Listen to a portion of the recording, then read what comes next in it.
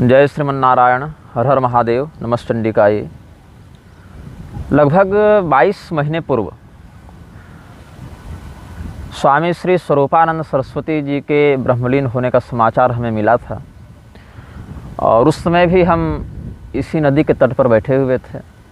आज भी इसी नदी के तट पर बैठे हुए हैं। दीर्घ काल के बाद यहाँ पर मेरा पुनः आगमन हुआ है और अभी यहाँ कुछ मास हमें व्यतीत भी करना है, लेकिन ये वक्तव्य हम निर्गत इसीलिए कर रहे हैं क्योंकि वर्तमान काल में कुछ सप्ताह से वह विवाद जो पहले उठा फिर दब गया, वह पुनः अपना मस्तक उठा रहा है। इस विवाद को आप अलग अलग दृष्टिकोण से देख सकते हैं, अलग अलग आचार्यों के पक्ष से इसको समझ सकते हैं। ज्योतिषपीठ शंकराचार्य विवाद। ज्योतिषपीठ श्रीमद् जगतगुरु आदि शंकराचार्य जी के द्वारा स्थापित, और अगर थोड़ा और तात्विक रूप से कहें तो उनके द्वारा वो पीठ जो शास्त्रोक्त हैं किंतु कालक्रम से जिनकी परंपरा नष्ट हो गई थी, विलुप्त हो गए थे, उनका पुनः उद्धार, उनका पुनर्जागरण 4 प्रधान आमनाय पीठों के रूप में उत्तर दिशा का कार्यभार संभालते हुए ज्योतिषपीठ या ज्योतिर्मठ भी कहते हैं, बद्रिकाश्रम जिसका प्रधान तीर्थ है, उस पीठ के शंकराचार्य के रूप में किसको मान्य समझा जाए और किसको नकली समझा जाए, ये विवाद बहुत विचित्र और निंदनीय मोड़ को लेते हुए आगे बढ़ रहा है। इसमें एक और स्वामी अभिमुक्तेश्वरानंद सरस्वती हैं जो ब्रह्मलीन शंकराचार्य स्वामी स्वरूपानंद सरस्वती जी के प्रसिद्ध दंडी शिष्य हैं, और दूसरी ओर स्वामी गोविंदानंद सरस्वती हैं जिनका मुख्यालय कर्नाटक के हम्पी में है। स्वर्ण पंपा क्षेत्र इत्यादि वो कहते हैं इसको। उस तीर्थ के वो महंत हैं, मठाधीश हैं, पीठाधीश्वर हैं, जो भी हैं। तो गोविंदानंद सरस्वती जी से हमारी एक मुलाकात है जो सब जानते हैं। स्वामी स्वरूपानंद सरस्वती जी से भी मेरी एक ही मुलाकात थी वाराणसी के श्री विद्या मठ में। रवि पुष्य का समय था, हम गंगा स्नान को गए हुए थे तो पता चला कि स्वामी जी उस समय श्री विद्या मठ में हैं। तो लगभग आधे घंटे का सत्संग उनसे हमारा वहीं पर हुआ था और उसी समय स्वामी अभिमुक्तेश्वरानंद सरस्वती जी से भी हमारी भेंट हुई थी। स्वामी अभिमुक्तेश्वरानंद सरस्वती जी से हमारी दूसरी भेंट छत्तीसगढ़ के कवर्धा जिले के कुसुमघटा ग्राम में रुद्र महायज्ञ के मंच पर हुई थी। स्वामी निश्चलानंद सरस्वती जी महाराज जो पूरी पीठ के जगतगुरु शंकराचार्य के रूप में अभी विद्यमान हैं, उनसे हमारी 2 मुलाकात है, एक प्रयागराज के शिविर में और एक छत्तीसगढ़ के रणवीरपुर में जब उनकी धर्मसभा थी तब। बहुत अल्पकालिक भेंट थी, केवल प्रणाम करने का ही समय मिल पाया था, जिसको लेकर भी बहुत कुछ विवाद हुए और उन विवादों के कारण उनके बहुत से शिष्य हमारे आजीवन अशुभ चिंतक या विद्वेषी बन गए। कुछ जो सैद्धांतिक शिष्यगण हैं जो दोनों पक्षों को सुनते हैं, जो विषय को सुनने का या समझने का धैर्य रखते हैं, उनसे तो न तब हमारा कोई विरोध था और न अब हमारा कोई विरोध है। किंतु वर्तमान में इस वक्तव्य को निर्गत करने का कारण कुछ विशेष है। हर पक्ष अपने अपने मत में अपने अपने गुरु को सही बताता है, अपने दृष्टिकोण से उस प्रसंग की व्याख्या करता है और लोग जिसकी बात सुनते हैं उसकी बात मानते हैं। हमें भी बहुत से लोग व्यक्तिगत रूप से या सार्वजनिक रूप से संदेश और टिप्पणी में ये कहते रहते हैं कि इस प्रकरण में आप अपना वक्तव्य निर्गत करें। पहले भी हम कर चुके हैं, बहुत विस्तार से भी कर चुके हैं, बहुत संघर्ष भी कर चुके हैं, और यद्यपि हमें कुछ अतिरिक्त बोलने की आवश्यकता तो नहीं है, लेकिन फिर भी एक हृदय में भाव है जिसको हम पुनः सार्वजनिक रूप से व्यक्त कर रहे हैं। हो सकता है आप हमारे उन भावों से, अनुभवों से, विचारों से अवगत हों, सहमत हों या अनभिज्ञ हों, असहमत हों, कुछ भी हो सकता है। तो हमने जिस प्रकरण को जिस प्रकार से देखा, समझा और जाना है, उसमें हम अपना मंतव्य स्पष्ट कर रहे हैं। प्रारंभ करते हैं स्वामी स्वरूपानंद सरस्वती जी के ब्रह्मलीन होने से। हम इसी नदी के तट पर बैठे हुए थे जब तक हमारा चल रहा था। हमें समाचार प्राप्त हुआ तो सभी लोग इस बात को निर्विवाद रूप से जान रहे थे कि 2 दंडी सन्यासी जो उनके साथ सदैव चलते थे, एक स्वामी सदानंद सरस्वती और एक स्वामी अभिमुक्तेश्वरानंद सरस्वती, अभिमुक्तेश्वरानंद सरस्वती स्वामी और सदानंद सरस्वती स्वामी ही संभावित शंकराचार्य बनेंगे, इस विषय में किसी को कोई संदेह नहीं था। अब कोई समर्थन करे इस प्रकरण का या विरोध करे इस प्रकरण का, ये अलग विषय है, लेकिन होगा यही, ये सब जानते थे। इस मध्य क्या हुआ, कुछ लोगों के लिए स्वामी स्वरूपानंद सरस्वती जी का जो और्ध्वदैहिक कृत्य था, उनको समाधि देने की जो बात थी, वो बड़ी हड़बड़ी में निपटाई गई। लोगों का कहना था कि अतिशीघ्रता से उनको समाधि दिए जाने के अनंतर विधिपूर्वक शोधित मुहूर्त में नए शंकराचार्यों का अभिषेक होता तो अच्छी बात होती, लेकिन ऐसा नहीं किया गया। विधिवत संस्कार को पूर्ण किए बिना ही पहले ही शंकराचार्य के रूप में सदानंद सरस्वती और अभिमुक्तेश्वरानंद सरस्वती का अभिषेक कर दिया गया। इस बात से बहुत लोगों को आपत्ति थी और बहुत से लोग जो इनके पक्षधर थे, उन्होंने यह वक्तव्य दिया कि आचार्यों का पद कभी भी रिक्त नहीं होना चाहिए, इसीलिए केवल शंकराचार्य के उत्तराधिकारी के रूप में इन दोनों के नामों की घोषणा की गई थी और विधिवत अभिषेक तो उचित काल मुहूर्त देश परिस्थिति में ही किया जाएगा। ये बातें थीं। इसके अनंतर एक बवंडर और हो गया कि जब परमहंसी गंगा में इस प्रकार का उत्सव किया जा रहा था, तो चारों पीठों के प्रतिनिधि के रूप में अलग अलग लोगों के नाम पेपर में आए, जिसमें पूरी पीठ के प्रतिनिधि के रूप में डॉक्टर पवन कुमार मिश्र का नाम आया था, जिसका खंडन बाद में पूरी पीठ ने किया कि ये स्वतंत्र रूप से गए होंगे तो गए होंगे, हमारे प्रतिनिधि के रूप में किसी भी व्यक्ति को अधिकृत रूप से ऐसे कार्यक्रम में सम्मिलित होने के लिए भेजा नहीं गया है। अस्तु, फिर यह विवाद एक कदम और आगे बढ़ा जब स्वामी अभिमुक्तेश्वरानंद सरस्वती के वर्ण को लेकर, जाति को लेकर विवाद हुआ कि वो ब्राह्मण हैं कि ब्रह्मभट्ट हैं कि शूद्र हैं कि क्या हैं। और इस विवाद ने गंभीर रूप तब लिया जो स्वामी अभिमुक्तेश्वरानंद सरस्वती इस पर मौन साध गए। कोई आधिकारिक वक्तव्य लिखित या मौखिक रूप में उनके द्वारा बहुत लंबे समय तक निर्गत नहीं किया गया। उनके समर्थक 10 तरह की बातें करते, उनके विरोधी भी 10 तरह की बातें करते, लेकिन प्रधानता से स्वामी अभिमुक्तेश्वरानंद सरस्वती ने आधिकारिक रूप से कोई लिखित या मौखिक वक्तव्य दिया हो, ऐसा हमें जानकारी में नहीं है।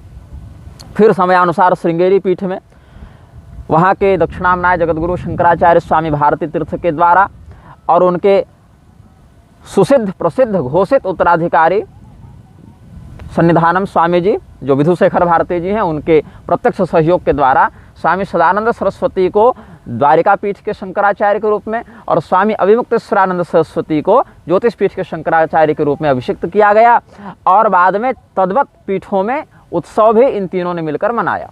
विधुशेखर भारती, सदानंद सरस्वती और अभिमुक्तेश्वरानंद सरस्वती, इन तीनों ने अलग अलग स्थानों पर उत्सव इत्यादि भी मनाया। अभी तक इन पूरी प्रक्रियाओं में लगभग 2 महीने का समय जा चुका था। अब इसमें एक पक्ष और निकल कर आता है स्वामी गोविंदानंद सरस्वती का।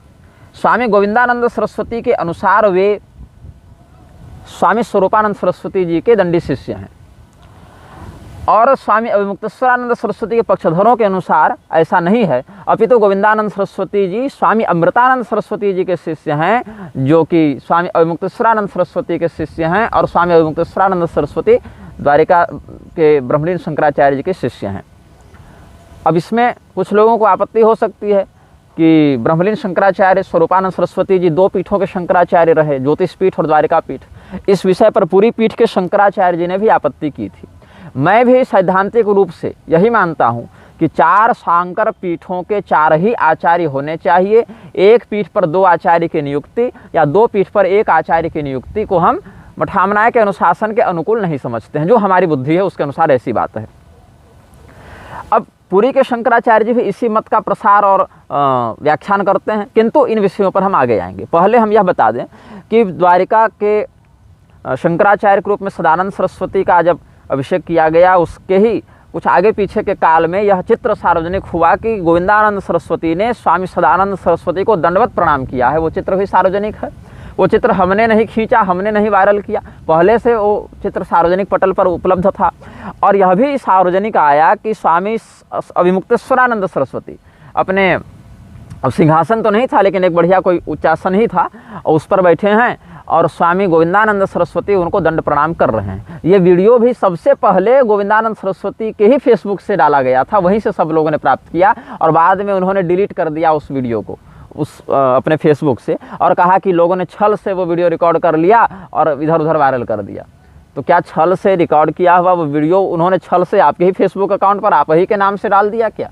तो ये सब बातें भी आ जाते हैं। अस्तु, अब प्रकरण यह उठता है कि इस पर अलग अलग पीठों का क्या मत है। एक मत यह सार्वजनिक रूप से कहा जाता है कि स्वामी स्वरूपानंद सरस्वती जी ने कोई लिखित वसीयत नहीं बनाई थी कि उनके उत्तराधिकारी कौन बनेंगे, क्योंकि वो स्वयं यह मानते थे कि शंकर परंपरा को इस प्रकार से प्रॉपर्टी सक्सेसर का विषय नहीं है कि हम वसीयत बना दें और कोई शंकराचार्य बन जाए।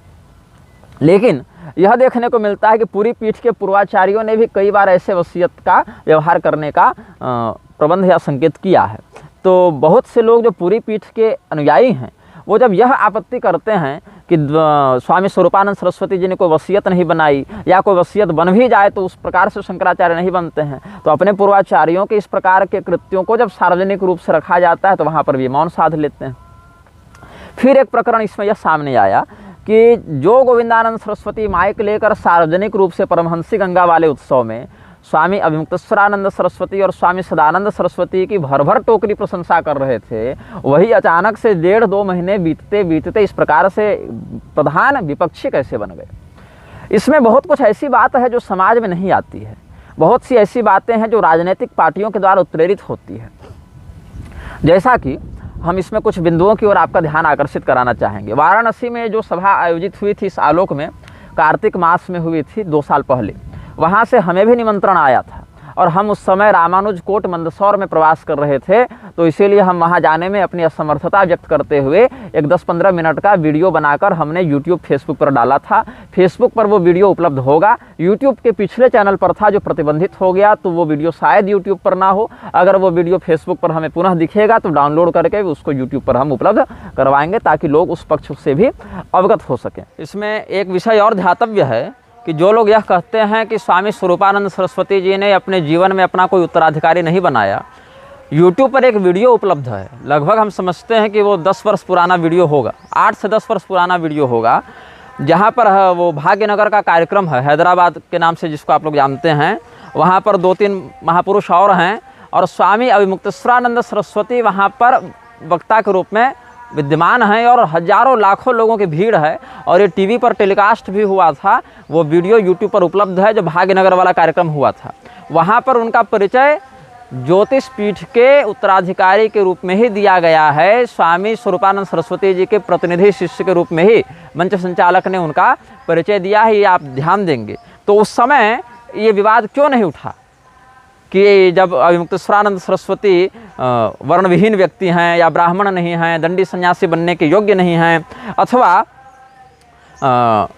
स्वरूपानंद सरस्वती जी ने किसी भी व्यक्ति को अपने जीवित रहते अपना उत्तराधिकारी नहीं बनाया, तो इस प्रकार का जब वहाँ पर प्रसारण हजारों लाखों लोगों के सामने किया गया तो किसी एक व्यक्ति ने भी उठकर यह विरोध क्यों नहीं किया या किसी एक व्यक्ति ने भी यह शिकायत क्यों नहीं की द्वारिका शंकराचार्य जी के पास आकर।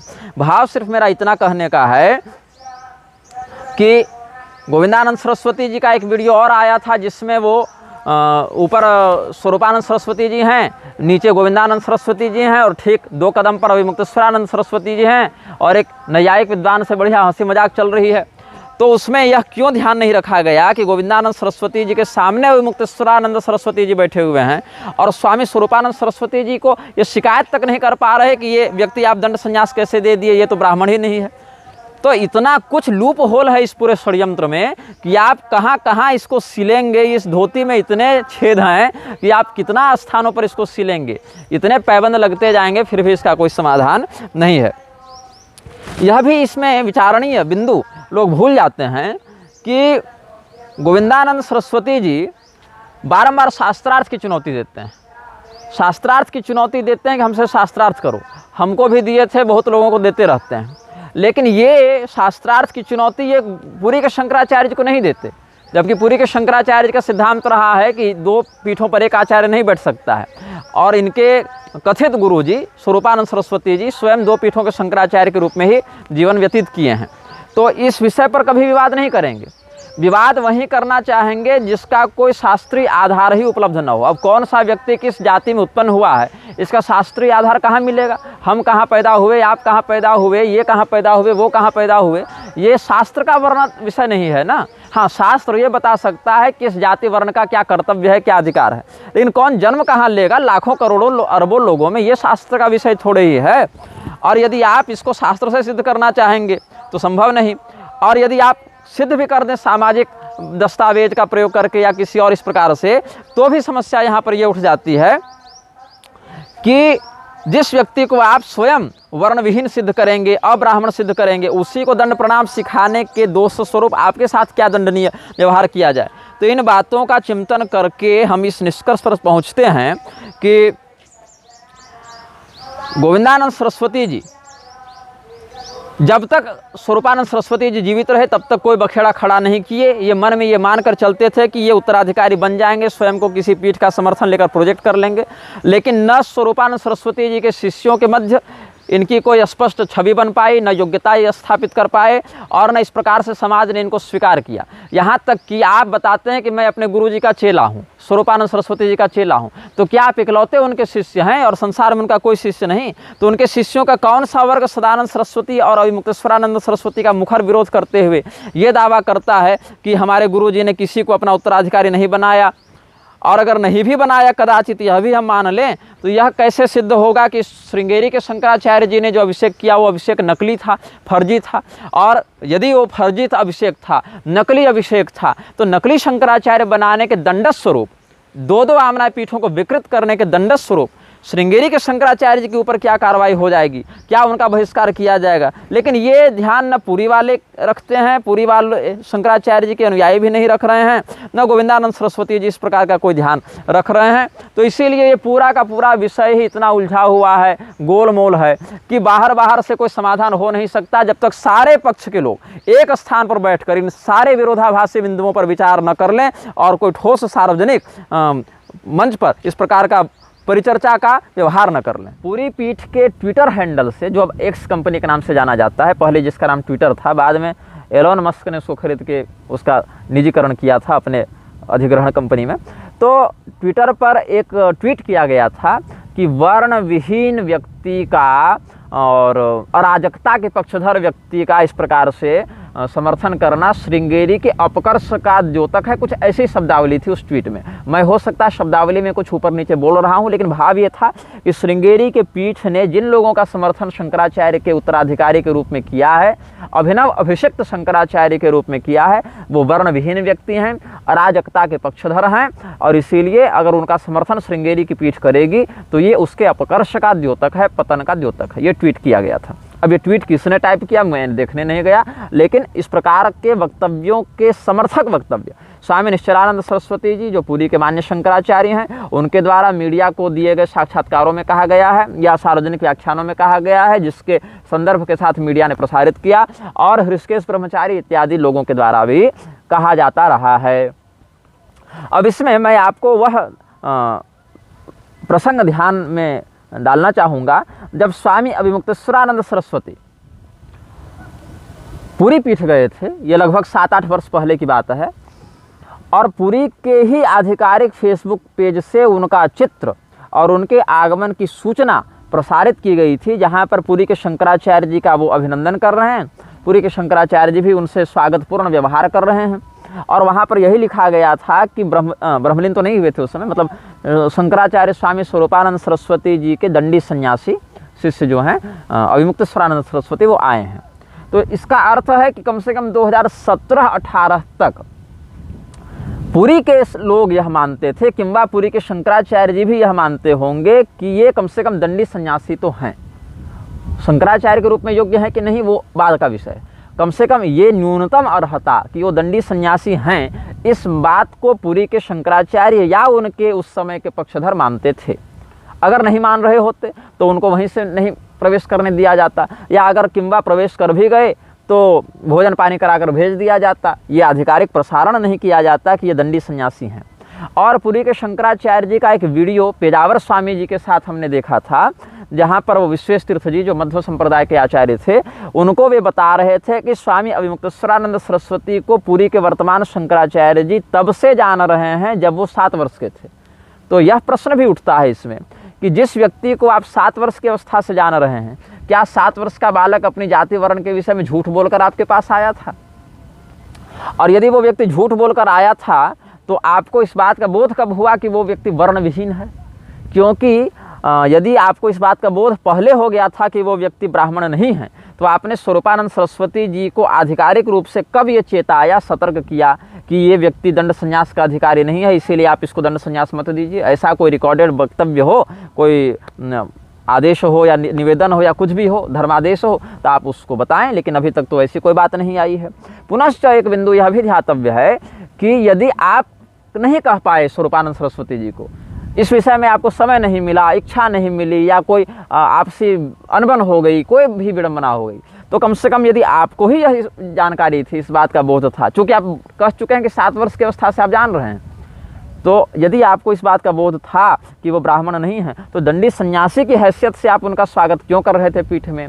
अनेकानेक अवसरों पर उनके साथ मंच साझा किया गया है, उनके साथ स्वामी स्वरूपानंद सरस्वती जी और निश्चलानंद सरस्वती जी बैठे हुए हैं और उनका आरती मंगल स्वामी अभिमुक्तेश्वरानंद सरस्वती कर रहे हैं, इसके वीडियो सार्वजनिक रूप से उपलब्ध हैं। तब आपको आपत्ति कर देनी थी कि आपका ये जो चेला आरती लेकर खड़ा है ये ब्राह्मण नहीं है, इसको आपने दंड संन्यास देकर गलत किया, ये वही कह देना था। क्योंकि स्वामी निश्चलानंद सरस्वती जी की जो छवि है वो बिल्कुल निर्भीक और स्पष्टवादी व्यक्ति की है। वो लाग लपेट करके वक्तव्य नहीं देते हैं, इसके लिए ही उनकी विशेष प्रतिष्ठा है कि जो बोलते हैं खरी खरी बोलते हैं, निर्भयतापूर्वक बोलते हैं। तो जब आप अन्य विषयों पर इतने मुखर होकर वक्तव्य जारी करते हैं प्रभु, तो कम से कम अपने ही मान्य आमनाय पीठों की परंपरा में इस प्रकार के वक्तव्य आप क्यों नहीं दे रहे थे तब, जब स्वामी स्वरूपानंद सरस्वती जी इस शरीर के साथ धरातल पर सक्रियता से विद्यमान थे? ये भी एक बिंदु बनता है। उसके बाद दूसरा पक्ष जो यह आता है कि गोविंदानंद सरस्वती जो हैं वो दंड प्रणाम कर रहे थे स्वामी अभिमुक्तेश्वरानंद सरस्वती को। तो इस विषय पर बाद में गोविंदानंद सरस्वती जी का स्पष्टीकरण आया कि वो दंड प्रणाम कर नहीं रहे थे, अपितु दंड प्रणाम करना सिखा रहे थे। तो ये बताइए हमको, ये कौन से सिखाने की विधि है कि सीखने वाला व्यक्ति ऊपर ऊंचे आसन पर बैठा हुआ है और जो सिखा रहा है वही ज़मीन पर खड़ा होकर सिखा रहा है? तो क्या गोविंदानंद सरस्वती, अच्छा ये वीडियो कब का है? ये वीडियो तब का है जब स्वरूपानंद सरस्वती जी इस शरीर से इस धरातल पर विद्यमान नहीं थे, ब्रह्मलीन हो चुके थे, शरीर छोड़ चुके थे। तो ये बताइए कि गोविंदानंद सरस्वती जी का दंड संन्यास कब हुआ और अभिमुक्तेश्वरानंद सरस्वती जी का दंड संन्यास कब हुआ? दंड संन्यास के क्रम में तो अभिमुक्तेश्वरानंद सरस्वती जी का दंड संन्यास पहले हो चुका था। और यदि गोविंदानंद जी की बात भी मान लें कि वे स्वरूपानंद सरस्वती जी के ही शिष्य हैं, दंडी शिष्य हैं, तो दीक्षा क्रम में भी स्वामी अभिमुक्तेश्वरानंद सरस्वती जी गोविंदानंद सरस्वती जी से वरिष्ठ हुए, वरिष्ठ गुरु भाई हुए। तो एक वरिष्ठ गुरु भाई को आप दंड प्रणाम करना सिखा रहे हैं, वो भी इस दावे के साथ कि वो व्यक्ति ब्राह्मण नहीं है, दंड संन्यास का अधिकारी नहीं है, इसी बात का न विवाद है। तो ये बताइए कि यदि दंड संन्यास का उनको अधिकार ही नहीं है, तो ऐसे अनधिकारी के सामने ऐसे रहस्य का उपदेश करना किस संन्यास मर्यादा के अंतर्गत विहित है? क्योंकि जिसको दंड संन्यास का अधिकार ही नहीं है उसको आप दंड प्रणाम कराना सिखा कैसे सकते हैं? दंड प्रणाम की विधि कैसे बता सकते हैं? अथवा फिर यह मान लिया जाए इसमें आपके ही कथनानुसार कि आपके गुरुजी स्वामी स्वरूपानंद सरस्वती जी इतने भोले थे, या कह दें तो लापरवाह थे, या कह दें तो मूर्ख थे। आपके कथनानुसार आप अपने गुरु को जो सिद्ध कर रहे हैं, यही बात हो सकती है। 4 बातें हो सकती हैं।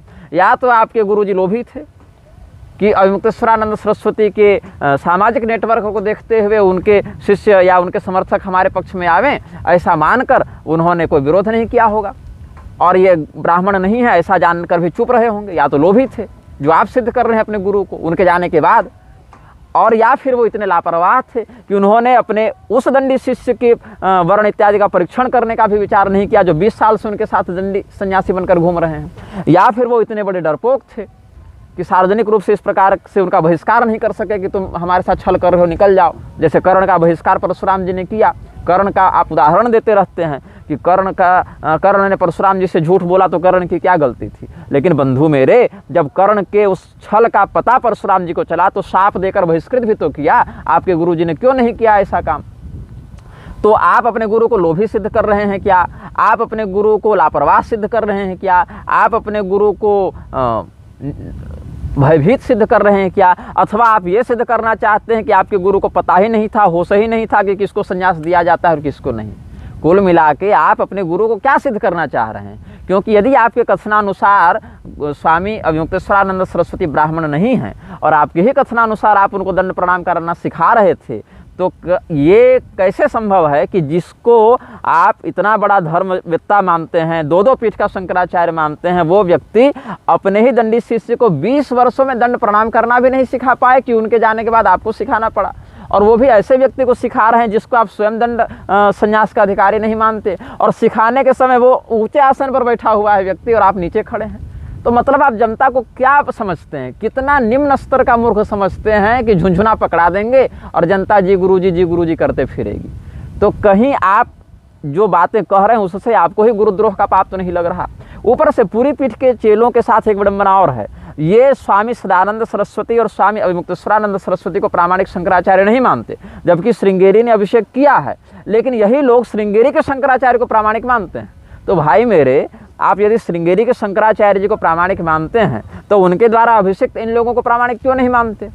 तो और यदि आप इन लोगों को नकली मानते हैं तो नकली शंकराचार्य बनाने वाले को आप धर्मनिष्ठ शंकराचार्य कैसे मान सकते हैं, विद्वान जगतगुरु कैसे मान सकते हैं? जो व्यक्ति स्वयं नकली शंकराचार्य खड़ा करते जा रहा है, जैसे अधोक्षजानंद नकली शंकराचार्य है, वासुदेवानंद नकली शंकराचार्य है, और इसके लिए आप भाजपा को, आरएसएस को गालियां देते रहते हैं, तो वैसे नकली शंकराचार्य खड़ा करने वाले श्रृंगेरी के भारती तीर्थ स्वामी जी कहाँ से निर्दोष सिद्ध होते हैं? तो आपको तो उनको भी कहना चाहिए था कि आप भी नकली शंकराचार्य हैं, या कम से कम नकली शंकराचार्य बनाने के कारण आपको अपने पद से त्यागपत्र दे देना चाहिए, या अपनी गद्दी छोड़ देनी चाहिए, या प्रायश्चित करना चाहिए, या कुछ तो करें भाई।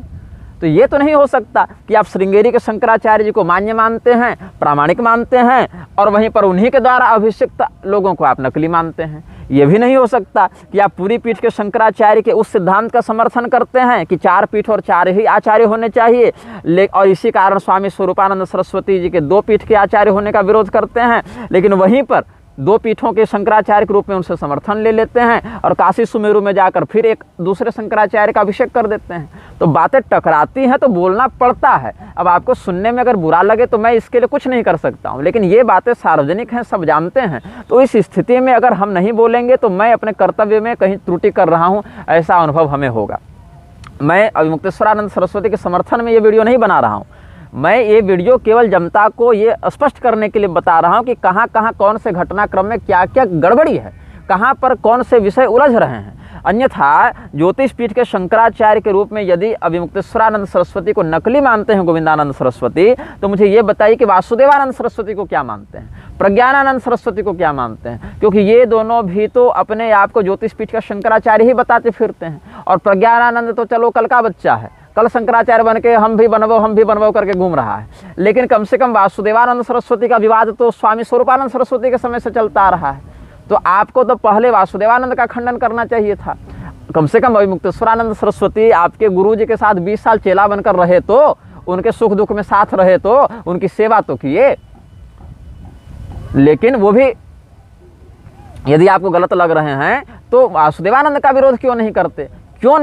क्योंकि जिस ट्रस्ट में वासुदेवानंद ट्रस्टी हैं वहीं पुरी के शंकराचार्य भी ट्रस्टी हैं, और वहीं पर पुरी के शंकराचार्य जी का समर्थन भी आपको प्रत्यक्ष या परोक्ष रूप से प्राप्त होता रहा है।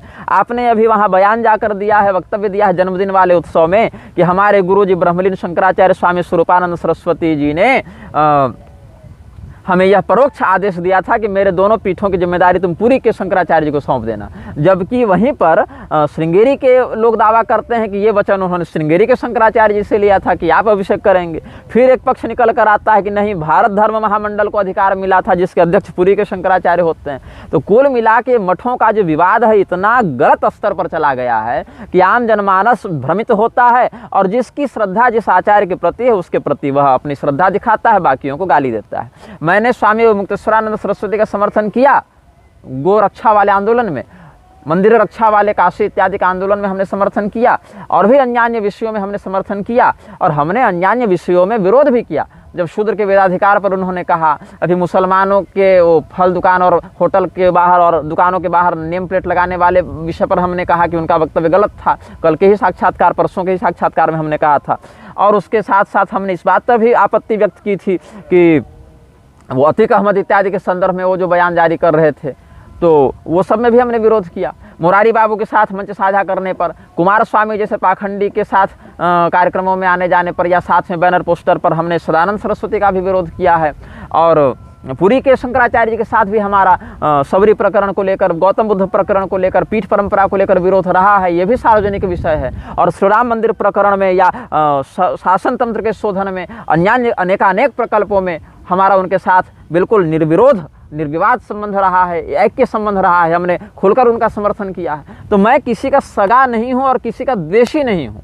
जो बात जैसी दिखती है और जिस बात पर हमें लगता है कि ये बात बिल्कुल स्पष्टतया धर्म सम्मत है, तो बिना कहे अपने जीवन को खतरे में डालकर भी हम समर्थन करते हैं।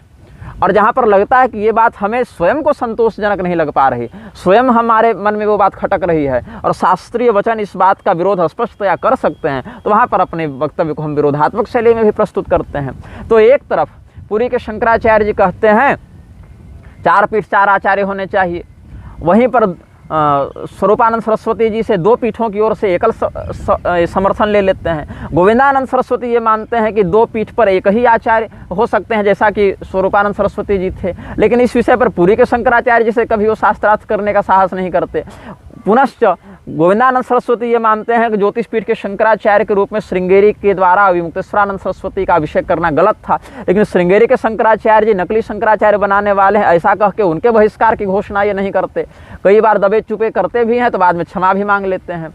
तो कुल मिला के ये विवाद केवल और केवल हमें सत्ता का विवाद लगता है कि किसी प्रकार से हम उस गद्दी को प्राप्त कर लें, किसी प्रकार से हम भी एक आमनाय पीठाधीश्वर बन जाएं।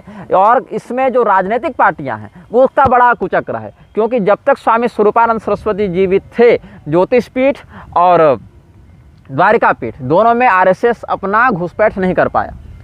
पुरी के शंकराचार्य जी उतना महत्व देते नहीं इन लोगों को, व्यक्तिगत रूप से किसी को बुला लें कहीं चले जाएं अलग बात है, लेकिन सैद्धांतिक रूप से मुखर होकर इनका विरोध उन्होंने कई बार किया है, हर पार्टी का समय अनुसार किया है। तो और कांग्रेस के नेताओं के नज़दीकी थी स्वरूपानंद सरस्वती जी के साथ, ये भी सार्वजनिक विषय है। और इसमें क्या हो जाता है कि 2 धड़े हो जाते हैं, कांग्रेस वाले द्वारिका और ज्योतिष पीठ की तरफ चले जाते हैं और भाजपा वाले वहाँ घुसपैठ करना चाहते हैं। पुरी वाले दोनों के पक्ष से कुछ कुछ बातें डांट कर कुछ बातें प्रेम से समझाते हैं। और श्रृंगेरी का तो सिद्धांत है कि जिसकी सरकार रहेगी वही सही है। सरकार कांग्रेस की हो जाए तो कांग्रेस वाले सही हो गए, और सरकार भाजपा की हो जाए तो भाजपा वाले सही हो गए। इस बीच कांची वाले एक अलग रास्ते पर निकले हैं कि श्रृंगेरी के विरुद्ध कुंडली को खड़ा कर दो और अविमुक्तेश्वरानंद सरस्वती के विरुद्ध वासुदेवानंद और प्रज्ञानानंद का समर्थन कर दो, वासुदेवानंद का इधर और प्रज्ञानानंद का सदानंद सरस्वती के विरुद्ध समर्थन कर दो। तो उधर 3 पीठ पर तो अपने अपने एजेंट बैठ गए और पुरी वाले बचे हैं। अब जब इनका ब्रह्मलीन होने का अवसर आएगा तो उसके बाद ये विवाद देखिएगा कितना भयंकर होता है। तो मेरा क्या उद्देश्य है कि मान्य परंपराओं की मौलिकता सुरक्षित रहे। मेरा इसमें ना गोविंदानंद जी से कोई झगड़ा है, ना विमुक्तेश्वरानंद जी से झगड़ा है, ना निश्चलानंद जी से झगड़ा है, ना भारती तीर्थ जी से झगड़ा है, ना सदानंद सरस्वती से झगड़ा है। कहने का मेरा बस इतना विषय है कि आप लोग का जो पक्ष है वो इतना उलझा हुआ है आपस में और विरोधाभासी है कि जिस व्यक्ति को वर्ण और से विहीन और अराजकता का पक्षधर बताते हैं उसी व्यक्ति को मठ में दंडी सन्यासी कह के स्वागत कर देते हैं। जिस व्यक्ति को दंड सन्यास का अधिकारी नहीं मानते उसी व्यक्ति के चरणों में लौटते रहते हैं दंड प्रणाम सिखाने का बहाना देकर। पहले तो कहा प्रणाम किया, फिर कहा सिखा रहे थे। और दूसरी बात, जो व्यक्ति आपके दृष्टिकोण में नकली शंकराचार्य खड़ा कर रहा है उसको आप असली शंकराचार्य मानकर बैठे हुए हैं। पुनः से एक विषय यहाँ पर यह हो जाता है कि जो व्यक्ति स्वयं को असली शंकराचार्य बता रहे हैं वो समयानुसार कहते हैं कि मुसलमानों और हिंदुओं में वैमनस्य न फैले इसलिए समर्थन कर दो, नेम प्लेट की आवश्यकता नहीं, इसकी हत्या की ऐसे जांच हो, यहाँ पर ऐसे हो। तो इस प्रकार के वक्तव्य जब आचार्य पीठों पर बैठे लोग करेंगे देंगे तो सनातन धर्म का मौलिक सिद्धांत नष्ट होगा कि सुरक्षित होगा, ये हमारी चिंता का प्रधान विषय है। बाकी जिसका मत जिस क्षण शास्त्रीय रहा है, हनुमत जन्म विवाद के संदर्भ में हमने गोविंदानंद जी के पक्ष में भी बात कही थी। और इस विषय में क्या होता है कि जो लोग अविमुक्तेश्वरानंद सरस्वती जी के समर्थक हैं लेकिन मेरे विरोधी हैं, पुरी के शंकराचार्य जी के समर्थक हैं लेकिन मेरे विरोधी हैं, वो लोग दोनों कुछ ऐसा कर देते हैं षड्यंत्र हमारे विरुद्ध कि किसी प्रकार से ये व्यक्ति फंस जावे या व्यक्ति बदनाम हो जावे या किसी केस मुकदमा में उलझ जाए और ये बीच से अगर चला जाए तो फिर हम लोग निष्कंटक हो जाएं। ये भी उनका षड्यंत्र हमारे विरुद्ध हम बहुत अच्छे से समझते हैं। चारों पीठों के शंकराचार्यों के, चाहे आप उनको मान्य माने या अमान्य माने, ये तो आपकी अब निजी सोच का विषय है, लेकिन चारों पीठों के प्रसिद्ध पीठाधीश्वरों के अनुयायी में से एक बड़ा वर्ग हमारा समर्थन भी करते हैं और एक वर्ग हमारा विरोध भी करते हैं। लेकिन हमने समर्थन और विरोध को देखते हुए कोई बात नहीं कही, हमने बात सदैव यह कही जो सिद्धांत की दृष्टि से हमारे विवेक ने स्वीकार किया यही हमने कहा है और ये हम आगे भी कहते रहेंगे। और इसी वक्तव्य के साथ हम अपने वचन को पूर्ण करते हैं। श्रीमन नारायण, हर हर महादेव, नमः चंडिकाय।